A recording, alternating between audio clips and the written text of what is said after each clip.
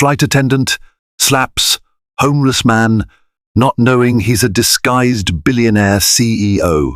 Welcome to our channel, where today's tale unfolds at 30,000 feet above the ground, behind the gleaming smiles of a flight crew and the tattered clothes of an unexpected passenger. Prepare yourself for a whirlwind of drama, mystery, and karmic retribution.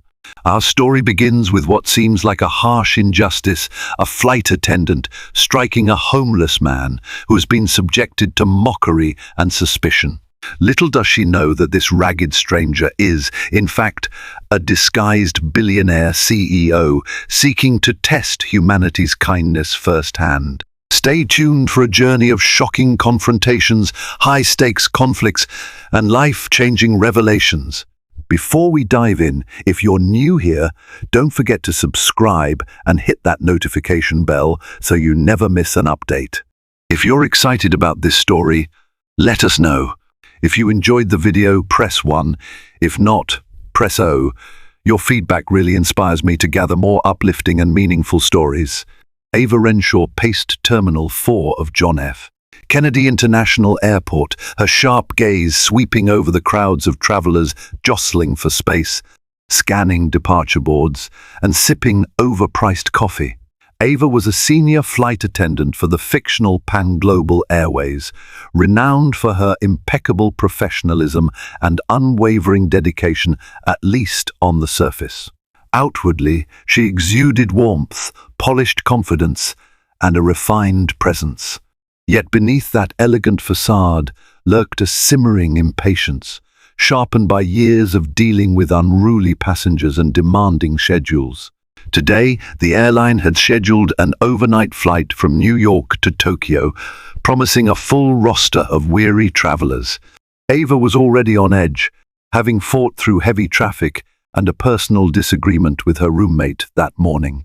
She was determined to maintain her carefully built composure, but a certain tension crackled in the air, whispering that tonight would be different. It was as though destiny had conspired to set the stage for a spectacle that would lay bare the hidden truths of everyone involved. Before boarding started, Ava spotted a man slumped against a pillar near a vending machine. His hair was disheveled, his clothing grimy. He wore layers of mismatched garments, as though he had collected them from various donation boxes. Passers by wrinkled their noses or offered wide berths. Some glared, irritated that such a person would linger in the airport. Ava narrowed her eyes. She felt a surge of annoyance twist inside her. Why was this man allowed to loiter here? Security should have escorted him out by now. Little did she know, this momentary glance would mark the genesis of a sequence of actions that would change her life forever. Preparations for boarding went swiftly. Cabin crew scurried to finalize checklists, ensuring overhead bins were empty, safety equipment was in place, and refreshments were stocked. Ava double-checked her reflection in the galley mirror, smoothing her hair into its neat bun, ensuring her Pan Global Airways lapel pin was perfectly aligned. The gate agent announced that boarding for flight PG 127 to Tokyo was about to commence. Ava donned her polished smile and proceeded to greet passengers, scanning their tickets. Business class travelers breezed through with an air of self-importance. Families trudged on, loaded with children's backpacks and crumpled plush toys. One after another, they filed down the jet bridge. Just as Ava was about to turn away, that same disheveled man approached the boarding line. She almost didn't notice him at first. He blended with the swirl of people. Then the pungent odor of stale clothing and sweat pricked her nose, and she froze in place. He held a valid boarding pass between calloused fingers. Confusion flashed across Ava's face. "Sir," she began, forcing composure, "can I see your boarding pass?" He presented it quietly, offering an almost sheepish smile. The name read, James Harrington, seat 3B business class. Ava's mind screamed that something was amiss. How on earth had a man so evidently homeless acquired a ticket in business class? Could it be a forgery? She was about to summon security when the gate agent gave her a slight nod. His details had checked out. Ava motioned him forward. She felt her stomach twist. Though nothing about him looked suspicious enough to deny boarding on the spot, a chill of foreboding wrapped around her. In a low voice, she muttered to a colleague, "Keep an eye on that man." The colleague nodded. Meanwhile, James slipped into the cabin, attracting curious stares and a few mumbled gasps from those already seated in the plush business class seats. Once everyone was on board, Ava began making her rounds through the premium cabin. Fresh pressed white linens dressed the large seats. Glasses of complimentary champagne awaited each passenger. She moved with a practiced grace as she explained in-flight entertainment and offered pre-departure beverages. James Harrington sat quietly in 3B, his posture a tad stiff as though he were unaccustomed to such luxury. His hands, cracked by weather and harsh living, clutched the armrests. From a distance, Ava watched him with a hawk's vigilance. She couldn't wrap her head around how a man in rags and battered shoes could afford the thousands of dollars it cost to travel business class on such a coveted route. Some of the other passengers sneered. One man shifted uncomfortably and whispered to his seatmate, "They should have dress codes for flights like these." As Ava approached, she noticed James studying the seat controls with uncertain curiosity. "May I offer you a drink before takeoff, sir?" she asked, her voice clipped. James nodded politely. "Just water, please." She brought him a glass of water. In the background, she heard a woman complaining that the man's clothes were unclean and malodorous. "I'm sorry to trouble you," the woman murmured to Ava in a hushed tone, "but is everything all right with that man? I'm not comfortable sitting near someone in that condition." Ava felt her frustration balloon. In her mind, this was the first sign of trouble. It was an overnight flight, and she dreaded the potential friction that might arise if other passengers felt uncomfortable. Still, she quietly reassured the woman, "Everything is fine, madam. If you need anything, I'm here." Yet Ava's own doubts continued to churn. James remained silent, sipping his water. The engines roared, the aircraft pulled away from the gate. As they taxied down the runway, no one realized that the flight had just embarked on a collision course with revelation and retribution. Once the aircraft reached cruising altitude, flight attendants scurried to serve meals. The cabin lights dimmed, and the hushed hum of the engines enveloped the plane in a blanket of uneasy quiet. Some passengers removed their shoes and reclined their seats for a night's rest. Others typed on laptops or scrolled through their tablets, eyes luminous with the glow of in-flight screens. Ava brought a tray of gourmet dishes to the premium cabin. She set a succulent plate of chicken teriyaki before one passenger, saffron-infused rice before another. Arriving at James's seat, she hesitated, eyes flicking momentarily to his ragged shoes. "Will you be dining, sir?" she asked, her tone carefully neutral. James nodded. "Thank you," he said softly. His voice was neither coarse nor overly refined, pleasantly ordinary, which somehow startled Ava more than if he had sounded uneducated.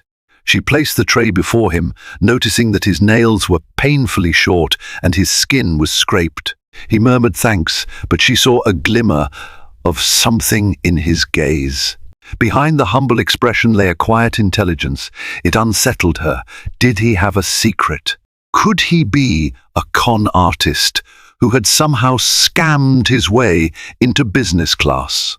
She had heard stories of cunning tricksters forging documents to slip past security. Or perhaps he had come upon a charitable sponsor. Regardless, she didn't like the effect it had on the other passengers. As the meal service continued, a particularly wealthy passenger in seat 2A, a jowly man in a tailored suit, summoned Ava to complain. "I don't mean to be rude, but this homeless fellow doesn't belong here," he hissed.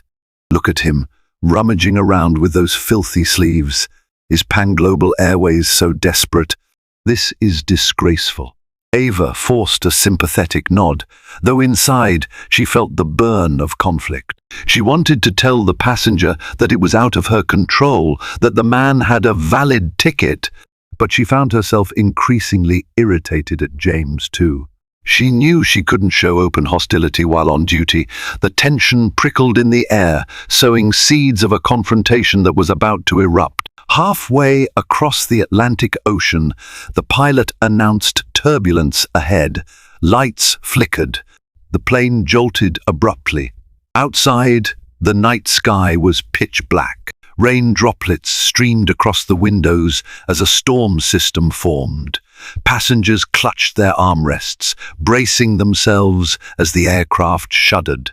Ava hurried through the aisles, ensuring passengers were buckled up, trays stowed, overhead bins secure.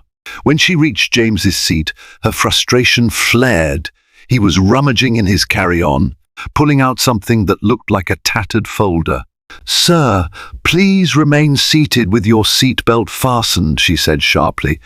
"I'm sorry," James replied, pressing the folder against his chest. "I just needed something." "We're heading into turbulence," Ava snapped in a whisper. "Put that away." Another lurch rattled the cabin. Dishes clinked in the galley. Overhead announcements repeated the directive to remain seated. Ava steadied herself by gripping a seat back. James complied, carefully tucking the folder back into the carry-on. She tried not to stare at it, but curiosity gnawed at her. The folder seemed old, stuffed with what looked like business contracts. Could this man possibly have some legitimate background that warranted such documents? She dismissed the thought he was probably storing all sorts of random scraps. The sudden drop in altitude caused a cacophony of gasps. Flight attendants took their jump seats until the plane steadied. Nerves tingled. Passengers exchanged uneasy glances. Somewhere in that heightened tension, lines of civility began to fray. Ava's co-attendant, Dana, gave her a worried look. Something about this flight felt off, as though a deeper conflict simmered just beneath the surface, waiting for the slightest spark to ignite. The turbulence passed after 20 minutes, though it felt like hours. When the seatbelt sign finally pinged off, passengers loosened their belts in relief. Ava resumed her duties, distributing hot towels. Some travelers dozed off, lulled by the engine's drone. Others, rattled by the bumpy ride, wanted coffee or herbal tea. As Ava collected empty dishes, she noticed seat 2A's occupant rummaging in his overhead bin, seemingly searching for medication. The passenger's face was pale and clammy. He was trembling signs that the bumpy ride had triggered more than mere motion sickness. Ava approached to assist, but found the man's entire posture rigid with panic. To her surprise, James Harrington, the so-called homeless man, quietly extended a motion sickness bag and a bottled electrolyte drink. "You might want these," he said, his voice calm and sympathetic. Ava stood back, watching the exchange in stunned silence. The wealthy passenger in too eyed James with a mixture of confusion and embarrassment. But in the throes of his discomfort, he accepted the items. "Thanks," he mumbled, gulping the drink. Ava half expected James to make a snide remark about how 2A had earlier complained about him. But James offered no rebuke, only concern. After a minute, Ava retrieved some ginger candies from the galley and handed them to the ailing passenger. "You don't have to help me," 2A muttered to James between breaths. Well, I might have said some harsh things. "I'm sorry if it came across that way." James simply nodded. "No problem, sir. We all have rough moments. I'm used to them." Ava's eyes flicked between them. The scene shattered her assumptions. Something about James exuded genuine kindness. Her suspicions did not diminish, but a sliver of doubt about her own preconceived notions crept in. She began to wonder if, perhaps, the situation was more complicated than it appeared. The hours inched by, and the cabin lights dimmed further to encourage sleep.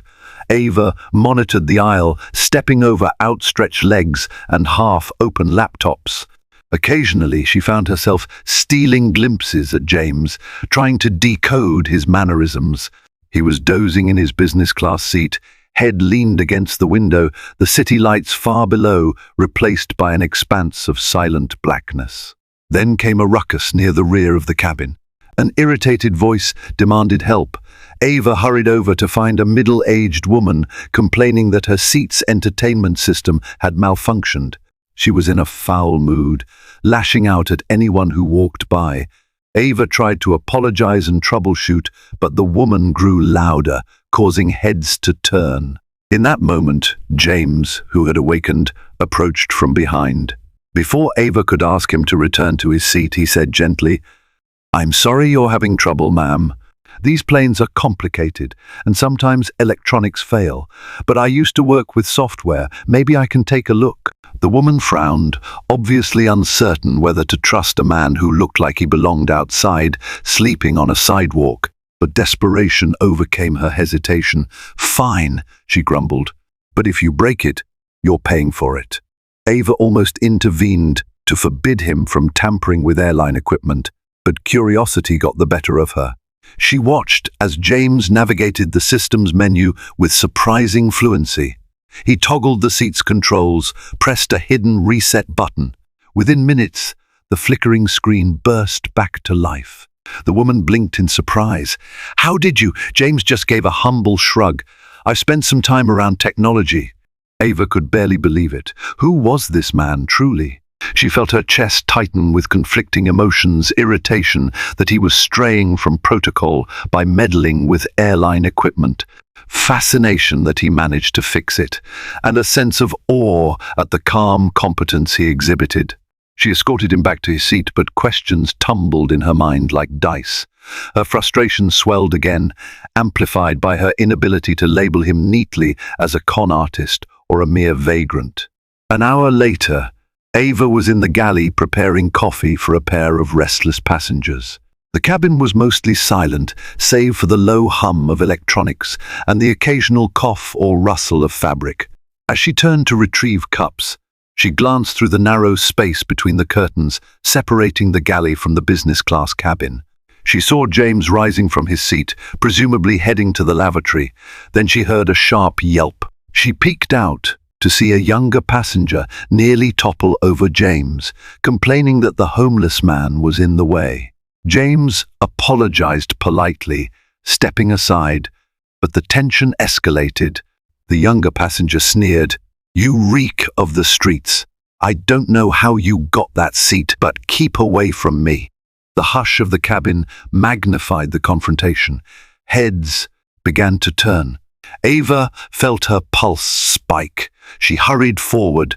The younger passenger seemed intoxicated, perhaps from the unlimited drinks served in business class. He stepped closer to James, eyes brimming with aggression. "Sir," Ava intervened, "I'm going to have to ask you to return to your seat and watch your tone." The man pointed accusingly at James. "He doesn't belong here." James remained composed, refusing to engage. He stepped back to give the man space, but the other passenger pressed closer, frustration boiling over. In a flash of impulsive disgust, the younger passenger struck out with an open palm, aiming to shove James. Before the blow landed, Ava inserted herself between them. The result was chaos, a flailing arm, a scuffle, and an elbow that clipped Ava's side. She stumbled, adrenaline surging. The cabin erupted into shocked exclamations. Another flight attendant dashed over, and together they pried the intoxicated passenger away. For a heartbeat, Ava's eyes flicked to James's face. Though there was a bruise forming on his forearm, he wore a calm expression.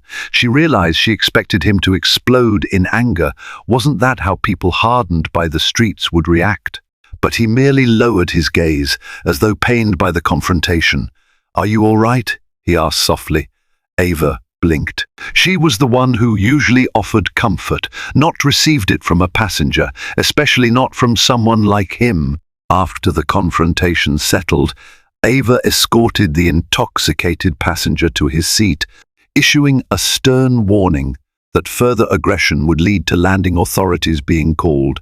Then she retreated to the galley for a moment to catch her breath, chest tight. The swirling mixture of frustration, confusion, and curiosity about James tormented her thoughts. Moments later, James appeared near the galley entrance, as if drawn by concern for her. "I'm sorry," he said. "I didn't mean to cause trouble." Ava turned, annoyance flaring. "You didn't cause trouble, but you certainly attract it." She realized how harsh her words sounded. Something about his composure, his unwavering calm, gnawed at her. "I mean, you must realize that your presence here is unusual." James tilted his head. "You think I'm a con?" The bluntness of his question startled her. She swallowed, unsure how to respond. "I'm not sure. But people are complaining left and right, and it's putting me in a difficult position." He stood there in silence, his posture neither proud nor subservient. Then, quietly, he said, "I appreciate that your job is stressful. I can't undo how I appear. But I have my reasons for traveling like this." Ava's gaze fell to the floor. She noticed a faint logo on the corner of the old folder, protruding from his carry-on bag, Harrington Industries. It sounded vaguely familiar, as though she'd heard of it in passing on some business news segment or seen it in the business section of the Wall Street Journal. She was about to ask him about it when a call light chimed from a passenger seat. Sighing, she said, "We'll finish this talk later," and slipped past him. Yet the question lingered, swirling in her mind. Who was James Harrington, and what was Harrington Industries? The next few hours were strangely calm, as though the aircraft was collectively exhaling the tension from earlier confrontations. Most passengers had drifted off into an uneasy sleep, except for a few night owls who watched in-flight movies or typed away on laptops. Ava found her gaze repeatedly wandering to seat 3B, where James dozed fitfully. She couldn't quell her curiosity. During a lull, she quietly approached James's seat. His tray table was down, and that tattered folder was resting on it. A corner peeked out with a crisp logo she recognized, Harrington Industries. The tagline read, "Innovation for a Better World." She'd definitely encountered that name in business headlines. It was a multi-billion-dollar company, rumored to be expanding into aerospace, cybersecurity, and philanthropic ventures. James's last name was Harrington. Could it be a mere coincidence? She carefully tapped his shoulder. He startled awake. "Sorry," she said softly. "I didn't mean to scare you." He sat up, blinking away sleep. "No worries." Her heart raced. She hesitated, then decided to be direct. "Harrington Industries. Are you connected to them somehow?" He exhaled, as though letting go of a burden. His eyes flicked down to the folder. "Yes," he replied quietly. "I'm the founder." Shock thundered through Ava. It took all her restraint not to let her mouth hang open. You're James Harrington, the CEO." She remembered reading about him in an article, some philanthropic billionaire known for his reclusive nature. But the man in those pictures always wore sharp suits and parted hair. This was someone else entirely. "I stepped away from the public eye for personal reasons," he explained. "I wanted to see how people treated someone they perceived as lesser. I guess that's why I'm here, in these clothes." Ava's mind buzzed. She could scarcely process the implication. Was this some social experiment? A test of compassion or prejudice? Guilt coiled in her stomach as she recalled her own harsh judgments and how she'd dismissed him as an annoyance. "I'm sorry," she stammered, not sure what else to say. James gave a forgiving smile. "Don't be. This has been informative." The moment hung in the hush of the aircraft cabin, thick with revelation. Before Ava could press further, the overhead lights flashed, accompanied by a frantic tone. The pilot's voice crackled over the intercom. "Ladies and gentlemen, this is your captain speaking." "We have a medical emergency in the main cabin. If there is a doctor or any trained medical personnel on board, please notify a flight attendant immediately." The hush shattered into a wave of murmurs. Ava's training kicked in. She nodded at James, then rushed to the economy cabin. There, she found a man collapsed in the aisle, unconscious. Another flight attendant attempted CPR. Chaos ensued as passengers craned their necks or tried to help. A nurse from among the passengers stepped forward, and the flight attendants hurried to bring the onboard medical kit. The man's heartbeat was faint. The nurse barked instructions, urging them to find a defibrillator. Meanwhile, the plane's interior seemed to shrink with tension. Everyone watched in dread as the man's life hung in the balance. Amid the commotion, Ava felt a presence beside her.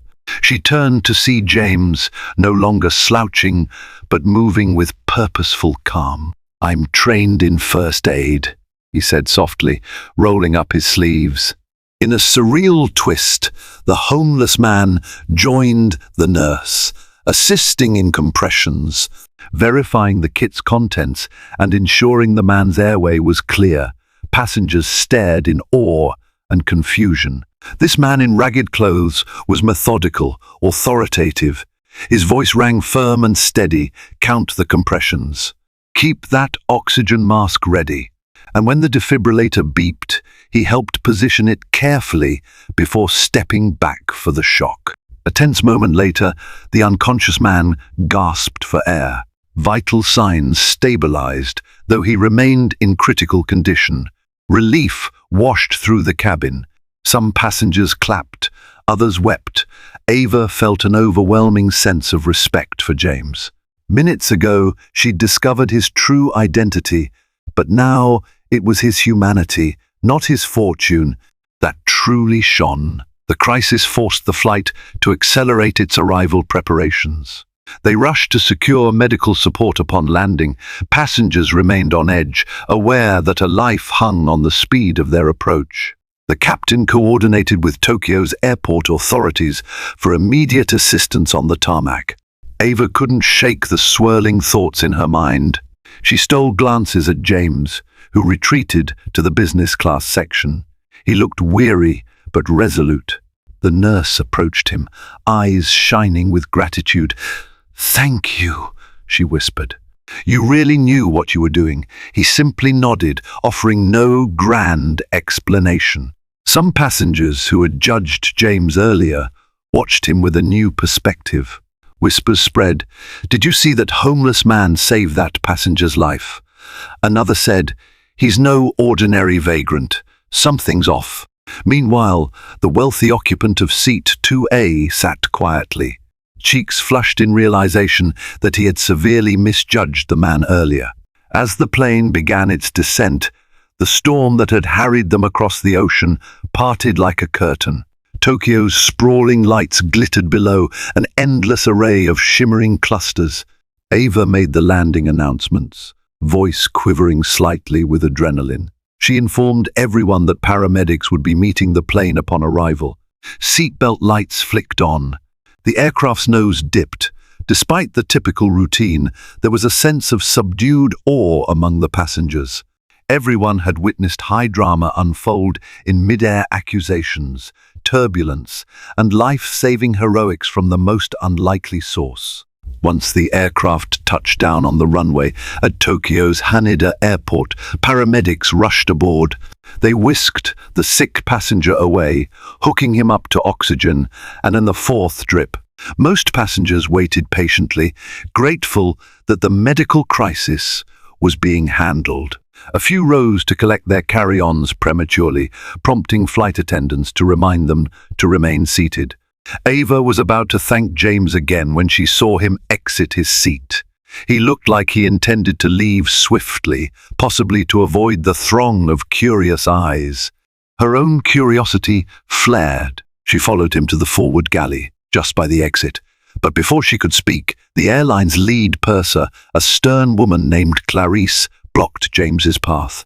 "Sir," Clarice said icily, "I've had complaints about you from multiple passengers." Some claim you caused disruptions and inappropriate behavior. Ava tried to intervene. Wait. Clarice cut her off, eyes riveted on James. I don't know how you got that business class seat, but your appearance and conduct have alarmed the cabin. James tried to respond calmly, but Clarice's anger was fueled by earlier reports. She demanded, "Show me your identification right now." People nearby, including the once intoxicated passenger and seat 2A, began protesting. He just saved a man's life. Leave him alone. But Clarice, feeling the pressure of complaints and certain that James must be an imposter, grabbed his shoulder. Tension crackled. "Listen," James said evenly, pulling a battered wallet from his pocket. "I can show you identification, but you won't believe it." He extracted a sleek black metal card, the kind only the ultra-wealthy possess. Clarice eyed it skeptically, then something in her mind snapped. Perhaps she believed it was stolen or faked. She reached out and slapped James's hand, sending the card clattering across the galley floor. The impact was abrupt and shocking. James recoiled slightly, more in astonishment than pain.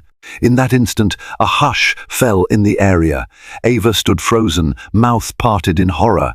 Clarice had not only laid hands on a passenger, she'd escalated a confrontation that was entirely unjustified.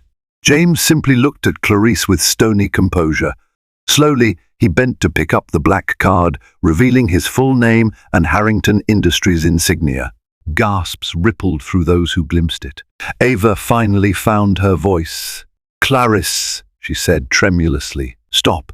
You don't understand. This man is James Harrington, the James Harrington." Clarice's sneer crumbled, replaced by confusion. "That's impossible," she sputtered, but her gaze fell on the black metal card in James's hand, the raised letters spelling out a name she had seen in magazines and business programs. The intoxicated passenger, now more sober, mustered the courage to speak. "He's the one who helped calm me down earlier, and he saved that other passenger's life. You can't treat him this way." A wave of hush swept over the front cabin. James exhaled. Ava stepped closer to him, her eyes brimming with sympathy. "Mr. Harrington, the first so sorry, please," he said gently. "Just call me James." Then he fixed Clarice with an even gaze. "I came on this flight to see how people respond to someone who looks needy or homeless. And, well, I've learned a lot." He didn't sound angry, more resigned, as though he expected this outcome. Clarice's face burned with a mixture of shame and disbelief. She stared at the card in his hand, glinted by the overhead lights.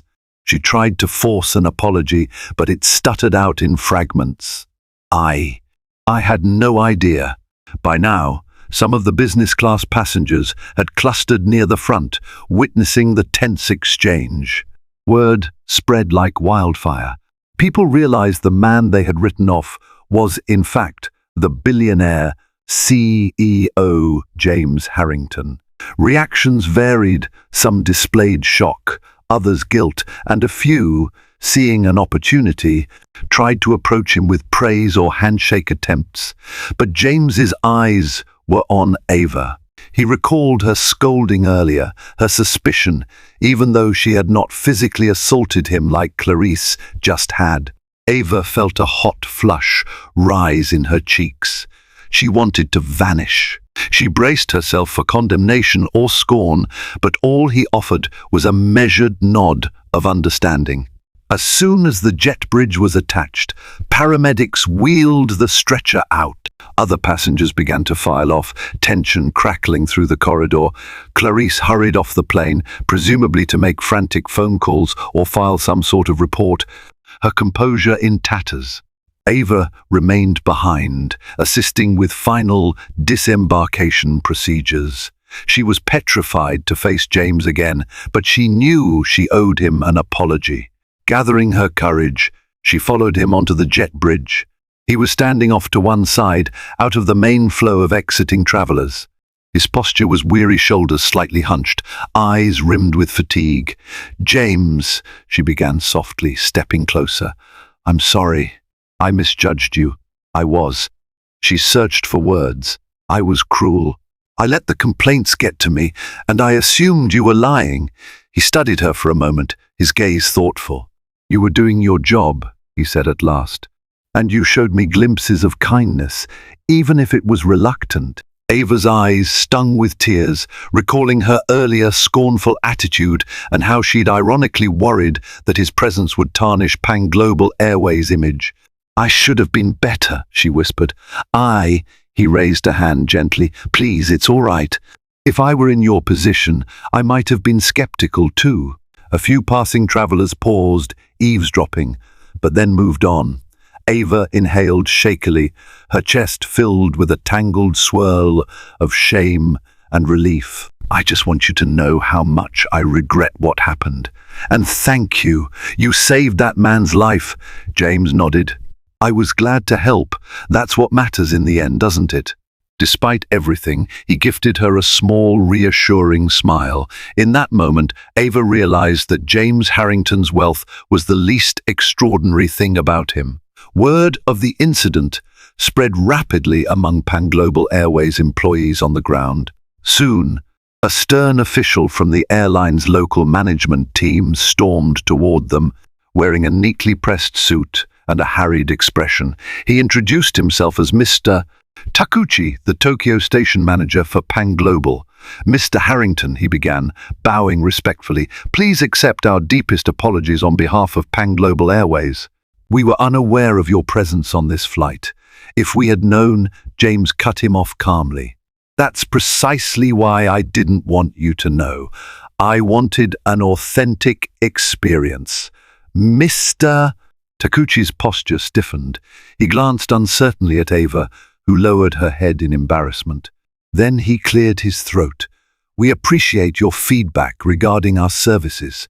The flight attendant who physically mishandled you will face serious consequences, I assure you." A ripple of unease washed through Ava.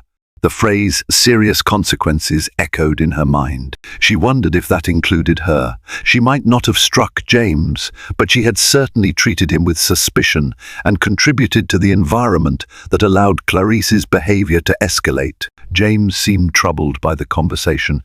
"Look, I'm not here to get anyone fired, but the airline does need to address how employees handle passengers who appear disadvantaged. The hostility and prejudice I experienced shouldn't happen to anyone, wealthy or not." Mr. Takuchi bowed again, looking flustered. "We will conduct a full investigation.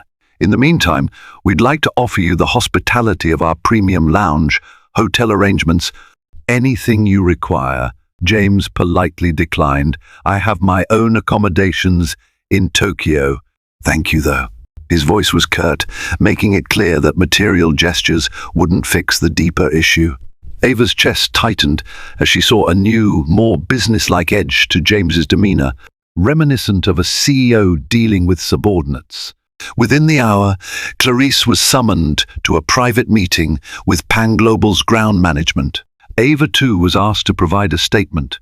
She felt her heart pound as she recounted the events, the tension, the complaints, and the slap. She admitted her own misgivings and partial complicity by not stepping in sooner to defend James when other passengers belittled him. Clarice's eyes brimmed with outrage. "I was doing my job." "Keeping the cabin safe from a potential threat," she insisted. A stern official responded, "Mr. Harrington was not a threat. He helped save a passenger's life. Not to mention, you physically assaulted him." Clarice sputtered for excuses, but it was too late. The airline's code of conduct forbade harming a passenger unless in self-defense, and James had posed no such threat. Clarice was informed that she'd be suspended pending termination. She stormed out, leaving the room in a huff. AVA's fate hung in the balance. Her performance record was otherwise impeccable, but her statements revealed she'd acted with bias. After deliberation, the management decided she would remain on active duty. but she was to undergo remedial training with a focus on sensitivity and conflict resolution. She'd also receive a formal reprimand on her file. Although Ava breathed a sigh of relief at not losing her job, guilt gnawed at her. She couldn't shake the image of James's calm face when he revealed his true identity. Had she irreversibly damaged his impression of her? 2 days later, Ava found herself wandering Tokyo during her layover. She was racked with remorse and needed to clear her head. The bustling streets glittered with neon lights and throngs of pedestrians. She ducked into a small tea house to escape the chaos. As she sipped a cup of matcha, a voice behind her made her jump. "Fancy seeing you here." She turned to see James Harrington, dressed more casually now, still no designer suit, but far from the homeless attire he had worn on the flight. He looked pleasantly surprised, not angry. Ava felt a surge of conflicting emotions. "James, this is so unexpected." He smiled slightly. "I came here for some quiet. The city can be overwhelming." They sat together at a low table. Ava confessed how the aftermath of the flight haunted her.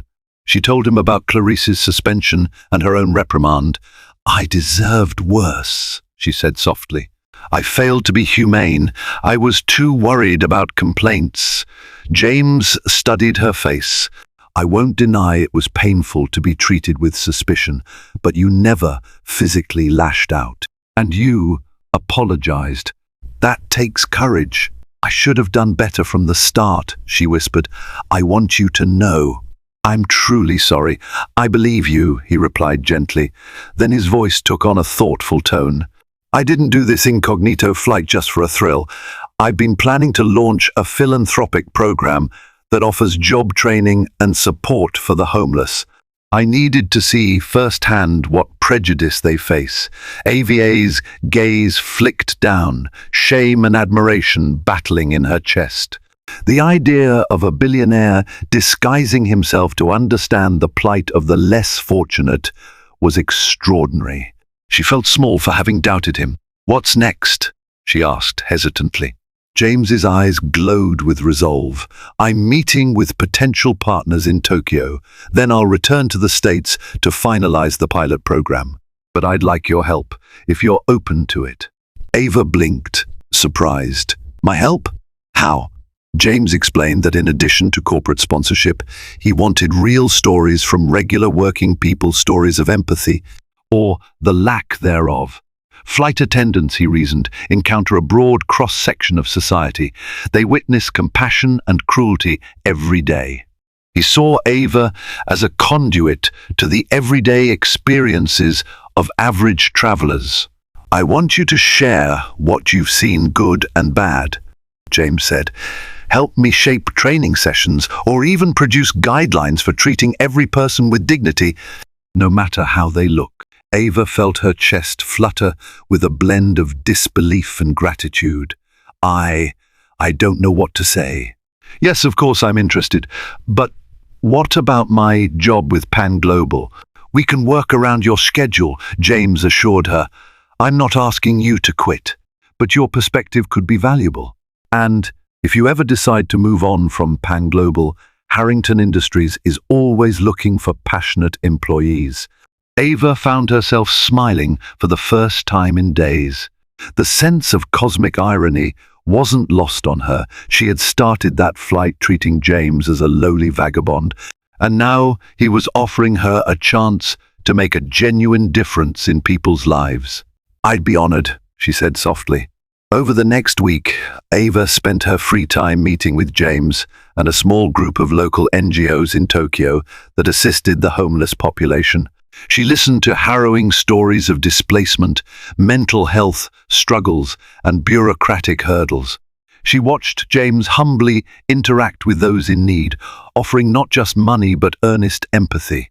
One evening, after a particularly emotional session at a shelter, they strolled through a quiet park where cherry blossoms glowed under lampposts.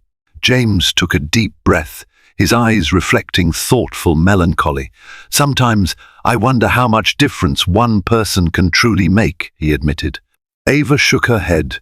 remembering that moment on the plane when James saved a life. You already made a difference right there at 35,000 feet. He smiled faintly. That was a start, but now I'm in for the long haul. As they talked, Ava felt an unexpected camaraderie blossoming. She no longer saw James as an intimidating billionaire or an out-of-place homeless man. He was a complex individual who chose to shed his privilege temporarily to understand life from the fringes. And in that vulnerability, he had forged a bond of trust with those who, like Ava, were open to learning from him. Meanwhile, Pan Global Airways faced mounting scrutiny after news of the slap incident leaked through social media and news outlets. Headlines in major publications like the New York Times read, "Flight Attendant Slaps. Disguised Billionaire CEO, Pan Global Airways under fire." The airline scrambled to control the narrative, issuing a public apology and announcing internal reforms. Clarice's suspension became permanent termination. Internal memos circulated, urging flight attendants to uphold the highest standards of respect for all passengers. Ava noticed a shift in her colleagues, who became more wary of judging appearances. A few approached her, curious to learn about her perspective on the incident and James's identity. During a routine flight back to New York, Ava was approached by another senior attendant who asked, half joking, "So should we start treating every homeless person we see as a possible billionaire in disguise?" Ava responded with a gentle but firm tone. "It's not about them being billionaires. It's about them being human. You never know someone's story." Upon arriving back in the United States, James scheduled a press conference about his new philanthropic initiative. The date was set at a grand hall, with invitations extended to media outlets, business leaders, and philanthropic groups. Pan Global Airways was also invited, though the airline leadership was understandably nervous about the potential fallout. Ava received an invitation to join James on stage. Her heart hammered at the idea of speaking publicly about her mistakes and the lessons learned. Yet she knew it could help break down misconceptions.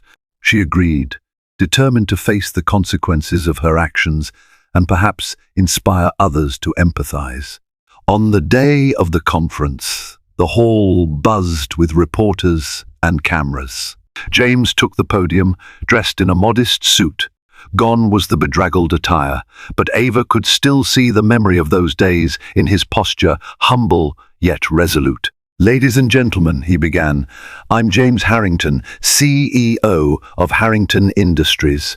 A few weeks ago, I boarded a flight in a disguise. My appearance led many to assume I was homeless, and I experienced firsthand the prejudices faced by those who live on the margins of society. I witnessed compassion, indifference, and in some cases outright hostility. I'm not here to punish anyone for how they reacted. Rather, I want to highlight that empathy and dignity should never be conditional."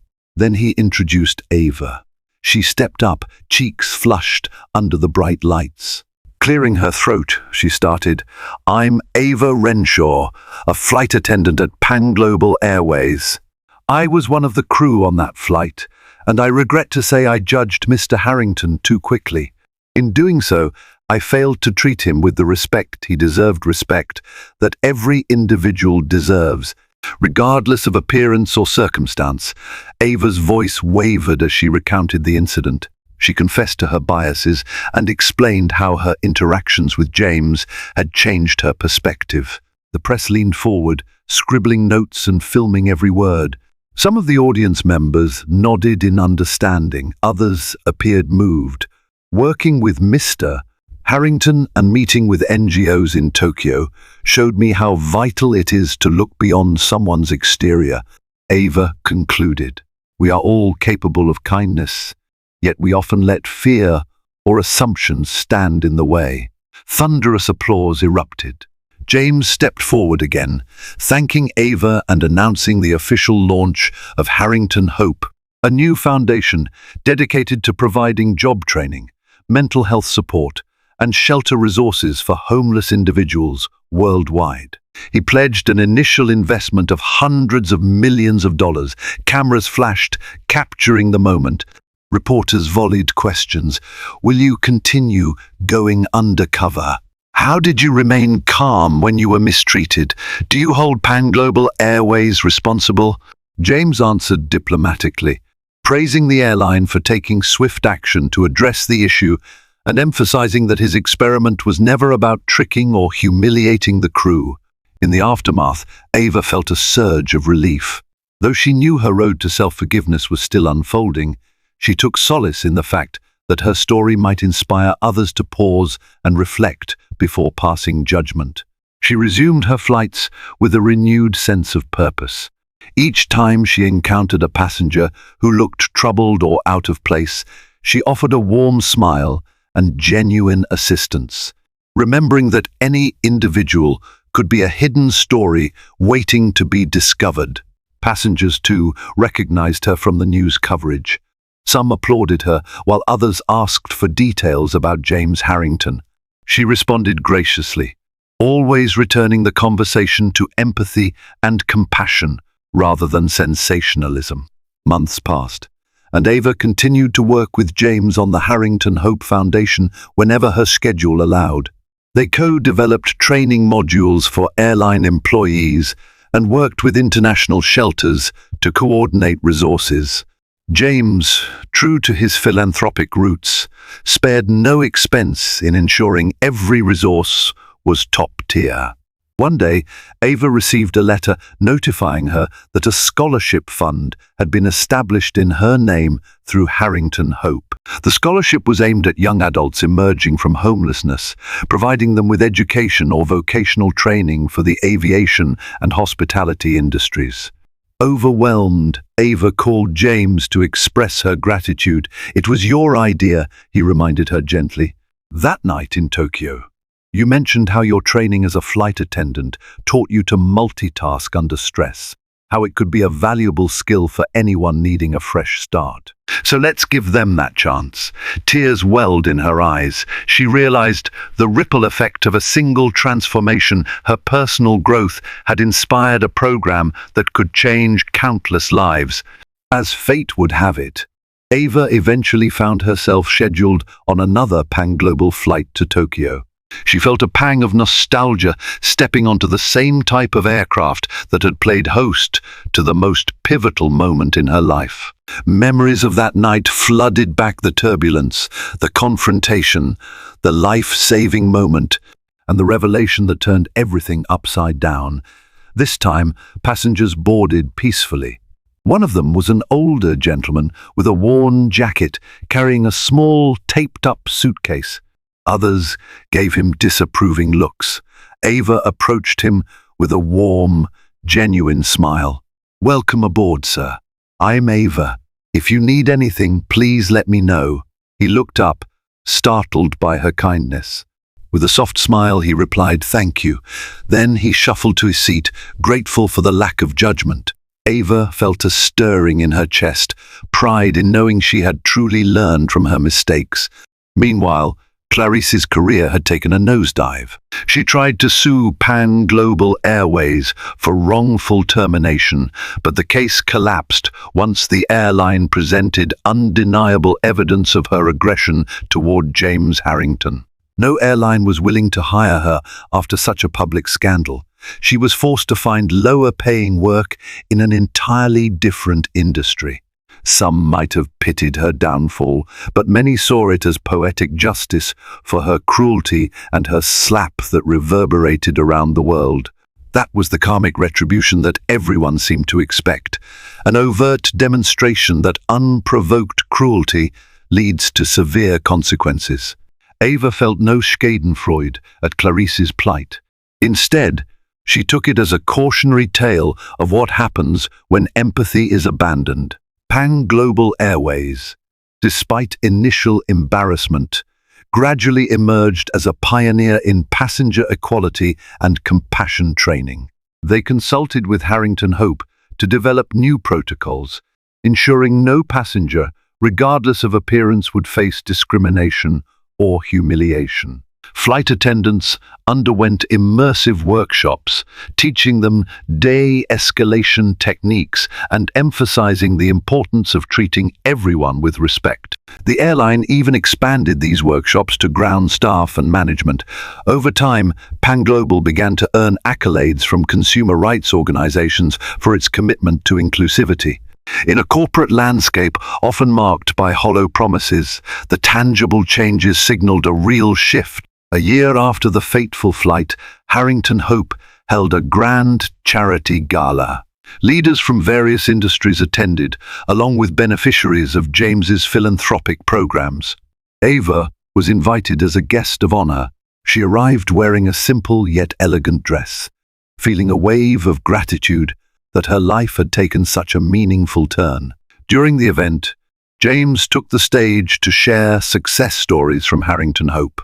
He highlighted how many individuals had been guided from homelessness to stable employment. He expressed pride in the foundation's collaboration with organizations around the globe, praising the volunteers and staff who had worked tirelessly. Then, in front of the assembled crowd, James beckoned Ava to join him at the podium. "I want to recognize someone whose personal transformation mirrored the very essence of what Harrington Hope stands for," he said, voice resonating through the ballroom. Ava Renshaw didn't just learn a lesson, she became an advocate for treating everyone with dignity.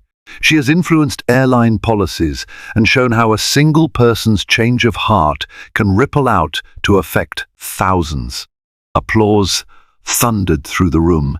Ava stood there, tears in her eyes, acknowledging how surreal it felt to be recognized in such a grand way. James presented her with an award for exemplary commitment to compassion and invited her to say a few words. In a trembling voice, she thanked James, Harrington Hope, and everyone who believed in second chances.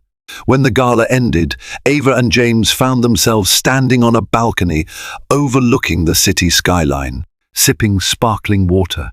A gentle breeze carried the sounds of traffic and distant music. They reminisced about the night they first crossed paths, he in ragged clothes, she in her crisp flight attendant uniform, both on a collision course with fate.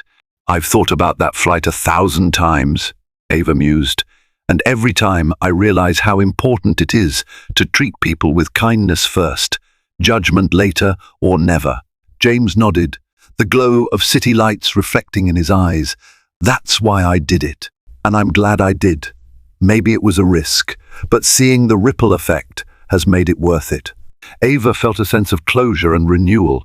The homeless man who had been slapped was truly a disguised billionaire CEO, a twist so outlandish it felt like fiction. Yet, it had led to real, meaningful change. And in that moment, under the stars, she understood that the power of one kind act, one moment of empathy, could outweigh 1,000 acts of cruelty. Their story became the stuff of legend. Documentaries chronicled James Harrington's unconventional social experiment. Magazines featured Ava's journey from skeptical flight attendant to a spokesperson for compassionate service. The philanthropic foundation grew, forging partnerships that reached every corner of the globe. And those cynics sometimes scoffed that no real homeless person would ever receive the same courtesy or second chance. Harrington Hope continued to prove them wrong, assisting the most vulnerable, providing pathways out of poverty, and championing the message that empathy, above all else, was the true measure of humanity. In the end, the flight attendant who had once judged a homeless man by his clothes learned the most critical lesson: that beneath any ragged exterior could lie a heart brimming with kindness, a mind teeming with brilliance, or even the potential to change the world. Thank you so much for joining us on this turbulent yet transformative journey. We hope Ava's awakening and James's remarkable secret have reminded you to look beyond appearances and embrace the power of compassion. Sometimes, a single act of kindness can overturn a lifetime of assumptions, leading to outcomes no one could have anticipated. If this story moved you, please support us by liking, sharing, and subscribing. Your engagement keeps our channel soaring higher, bringing more extraordinary tales your way. Let's continue to spread empathy and understanding, one heartfelt story at a time. Safe travels, everyone.